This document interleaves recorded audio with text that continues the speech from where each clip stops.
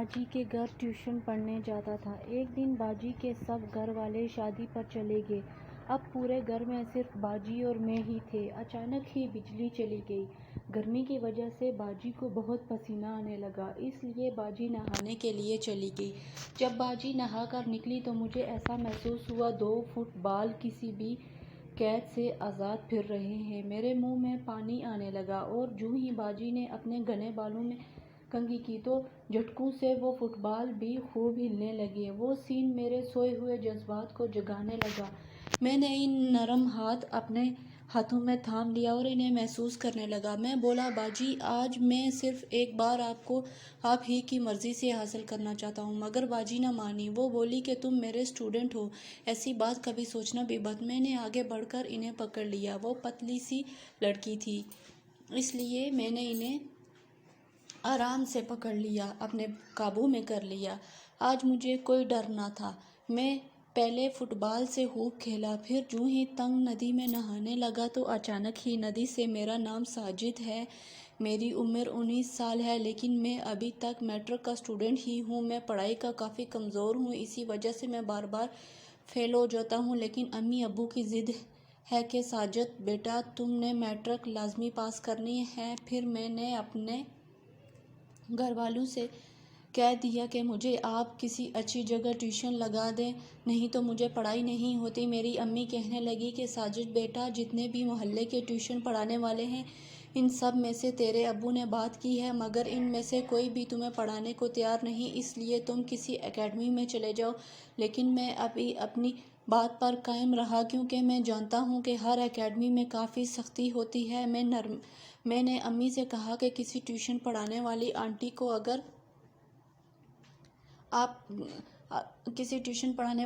کو اگر ہم زیادہ فیس کے لالچ دیں تو وہ مجھے امید ہے کہ کوئی نہ کوئی پڑھانے کے لیے مان ہی جائے گی۔ امی نے میری بات مان لی۔ میں نے امی کو اچھی طرح سمجھانے لگا کہ اس سے کیا بات کرنی ہے اور کس طرح کرنی ہے۔ اگلے دن امی محلے کی ایک ٹیوشن پڑھانے والی کے پاس مجھے لے کر گئی۔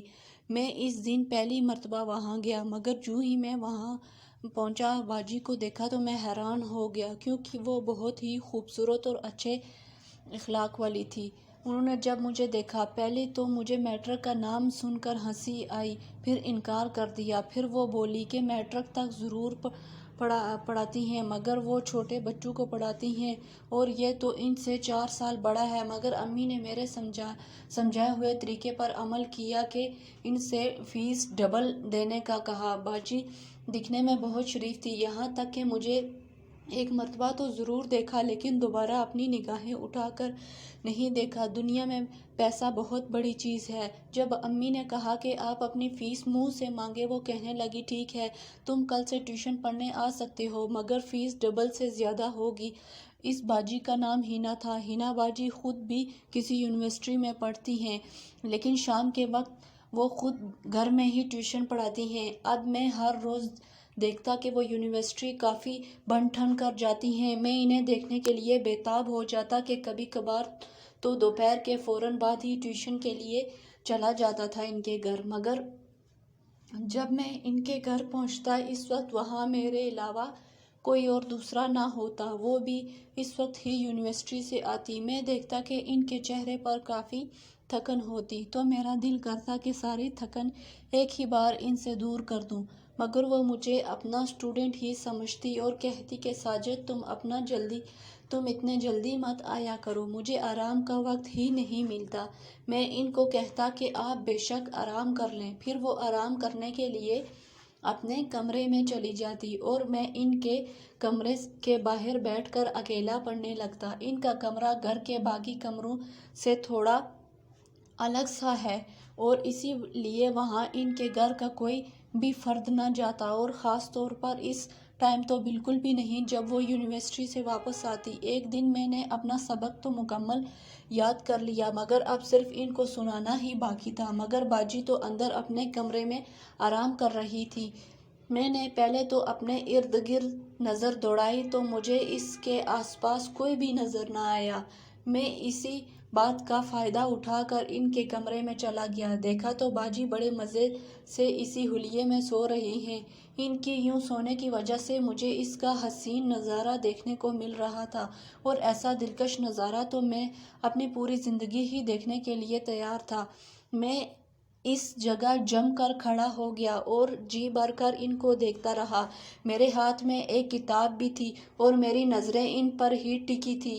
آج کل گرمیوں کا موسم تھا۔ باجی کے کمرے میں پنکھا بہت ہی تیز چل رہا تھا، جس کی ہوا سے ان کی شرٹ اوپر نیچے ہو رہی تھی۔ انہیں اس حلیے میں یوں سوتے دیکھ کر مجھے بہت بے چینی ہونے لگی۔ میرا دل کہنے لگا کہ میں ان کے نزدیک جا کر ان کو محسوس کر لوں۔ اب میرے اندر کا سویا ہوا مرد پوری طرح جاگ گیا۔ مجھے یاد آیا کہ جب انہوں نے پہلی مرتبہ مجھے دیکھا تھا تو کیسے مذاق سے ہنسی تھی۔ میں یہی سوچ کر اب ان کے قریب جانے لگا، جو کہ گہری گہری سانسیں لے کر بڑے آرام سے سو رہی تھی۔ پھر جیسے جیسے میں ان کے قریب اپنا ہاتھ ان تک بڑھانے لگا تو اچانک سے میرے ہاتھ سے پکڑی ہوئی کتاب زمین پر گر گئی، اور اس کی آواز سے ان کی آنکھ فوراً کھل گئی۔ میں بھی ہڑبڑا کر چند قدم دور ہو گیا۔ انہوں نے مجھے وہاں دیکھتے ہی اپنے دوپٹے سے خود کو چھپایا اور کہنے لگی، ساجد، تمہیں باہر ہی میرا انتظار کرنا چاہیے تھا۔ میں نے بھی جلدی سے معذرت کی اور وہیں بیٹھ کر انہیں سبق سنانے لگا، مگر سبق سناتے ہوئے میرے دل اور دماغ میں ان کا حسن ہی گھوم رہا تھا۔ سور میں سوچ رہا تھا کہ اب نہ جانے کب میں انہیں دوبارہ اس حالت میں دیکھ پاؤں گا۔ پھر میں واپس گھر چلا گیا، لیکن اب تو میرے ذہن میں وہی سوار ہو گئی تھی۔ مجھے زندگی میں ابھی تک کسی لڑکی میں اتنی دلچسپی نہیں ہوئی جتنی باجی حنا میں ہوئی ہے، کیونکہ ان کے اندر تو ایک انوکھی ہی کشش سی ہے۔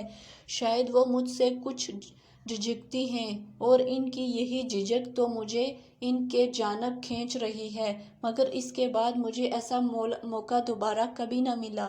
پھر میرے پیپر شروع ہو گئے، مگر ابو نے مجھے کہا کہ ساجد، یہ تیرا آخری چانس ہے، اس مرتبہ مجھے مایوس مت کرنا۔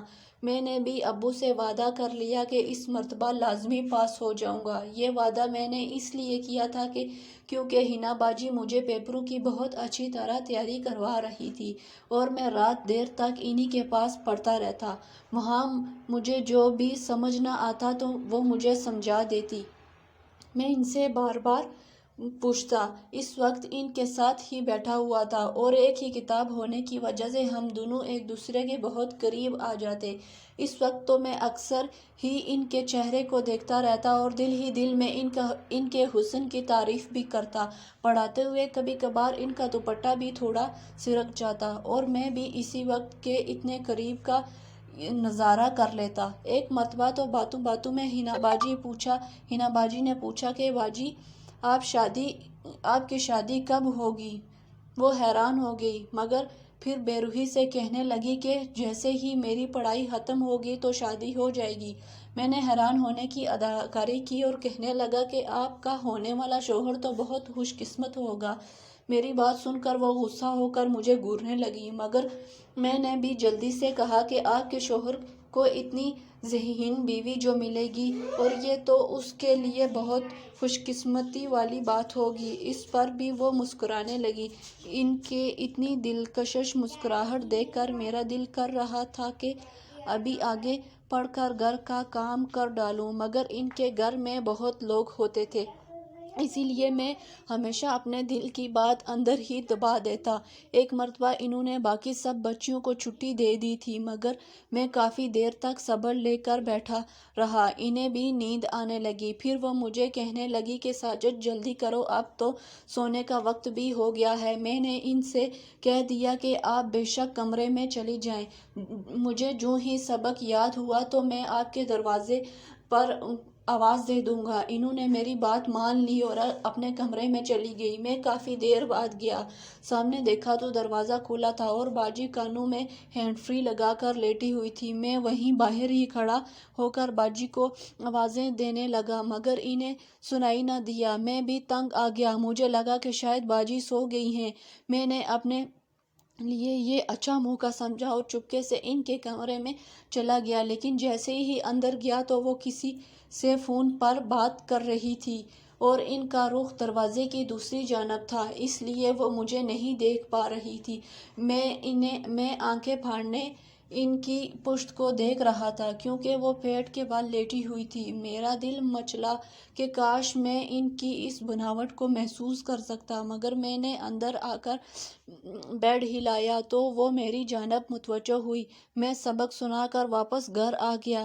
اب میرے پیپر بھی صرف 2 ہی رہ گئے تھے اور میرے پاس بھی بہت کم وقت تھا کیونکہ اس کے بعد میں نے فری ہو کر جانا تھا اور پھر نہ جانے میری قسمت میں ان سے کبھی ملنا بھی لکھا تھا یا نہیں۔ میں سوچنے لگا کہ ایسا کیا کروں کہ جس سے وہ میرے ساتھ سب گھر کا کام کرنے پر تیار ہو جائے، مگر مجھے یہ بھی معلوم تھا کہ حنا باجی جیسی لڑکی کبھی بھی تیار نہیں ہوگی۔ پھر اگلے دن میرا آخری پیپر تھا۔ اس دن انہوں نے سب بچوں کو جلدی چھٹی دے دی کیونکہ اس دن باجی کے کسی رشتہ دار کی شادی تھی اور سب وہاں جانے کی تیاری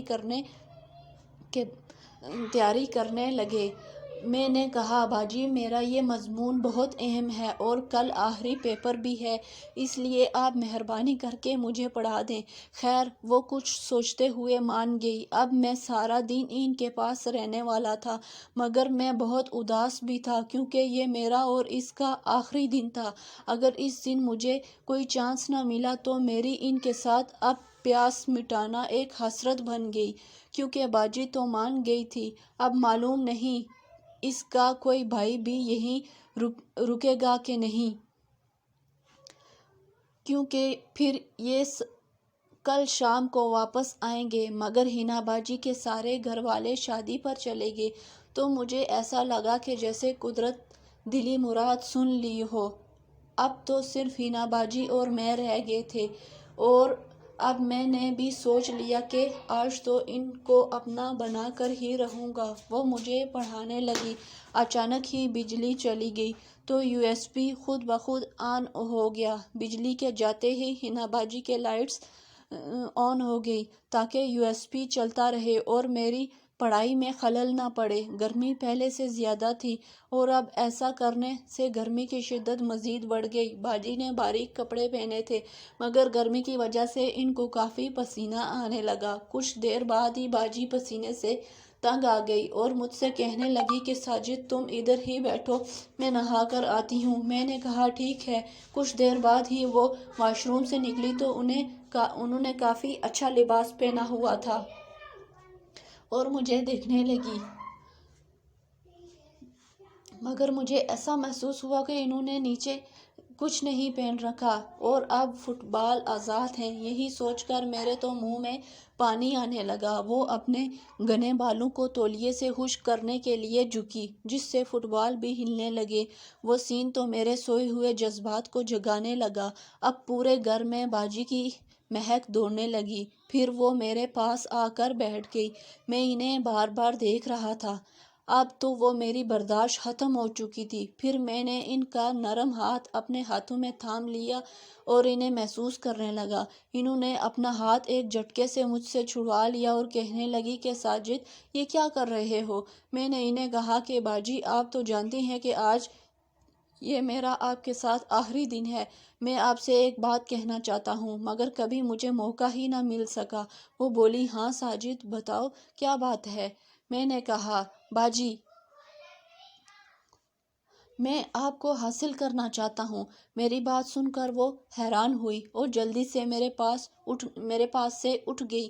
ان کے ساتھ ہی میں بھی اٹھ گیا اور پھر ان کے چہرے پر جھک گیا۔ کچھ دیر بعد ہی وہ مجھ سے الگ ہو گئی اور مجھے منع کرنے لگی کہ ساجد یہ سب کچھ بہت غلط ہے، میں تمہارے بارے میں ایسا نہیں سوچتی۔ میں نے ان سے بہت التجائیں کی۔ میں نے کہا کہ آپ صرف ایک بار آپ کو آپ ہی کی مرضی سے حاصل کرنا چاہتا ہوں، خاص کام کرنا چاہتا ہوں، مگر ان کے بار بار یوں منع کرنے پر میں انہیں ان کے کمرے میں لے گیا اور جلدی سے ان کے ساتھ چپک گیا۔ وہ منع ہی کرتی رہی۔ میں نے پہلی ندی سے منہ لگا کر خوب پانی پیا۔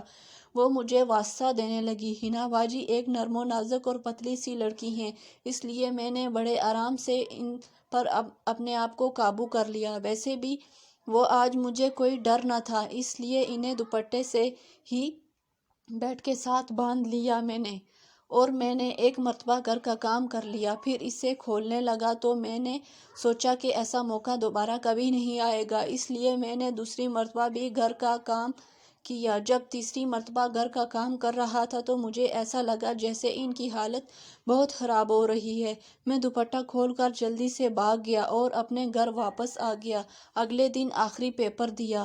اب مجھے اس بات کا ڈر تھا کہ اگر حنا باجی نے گھر والوں کو بتا دیا تو محلے والوں کو میری اس بات کا بہت ہی برا لگے گا اور وہ مجھے خوب ڈانٹیں گے میری اس حرکت پر، لیکن خوش قسمتی سے ایسا نہ ہوا۔ حنا باجی نے یہ بات کسی کو بھی نہ بتائی اور میں بھی بدنامی سے بچ گیا۔ کچھ عرصے بعد ہی ان کی شادی ہو گئی۔ اگر ہماری ویڈیو اچھی لگے تو ہمارے چینل کو ضرور سبسکرائب کیجیے اور ساتھ ہی دیے گئے بیل آئیکن کو بھی ضرور پریس کریں تاکہ ہماری ہر آنے والی نئی ویڈیو آپ تک بآسانی پہنچتی رہے۔ شکریہ۔ مزید اچھی چینل کے لیے